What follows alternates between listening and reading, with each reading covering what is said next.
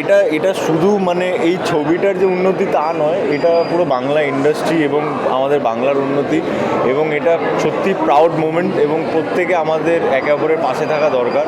এবং আজকে যে এই স্পেশাল স্ক্রিনিং যেটা হচ্ছে, এটা বড় সড়ো করে প্রিমিয়ারের মতো করে এটা হওয়া দরকার, এবং আমার মনে হয় যে প্রত্যেকে সঙ্গবদ্ধ হয়ে চলা উচিত। এবং আমি একজন জুনিয়র হয়ে তাই বলছি, সিনিয়ররাও তাই বলছে। তার মানে এটা খুব ভালো একটা পদক্ষেপ, ভালো একটা উদ্যোগ। এটা যেটা নেওয়া হয়েছে আমি সমর্থন করি এবং আমার পার্ট অফ ইট।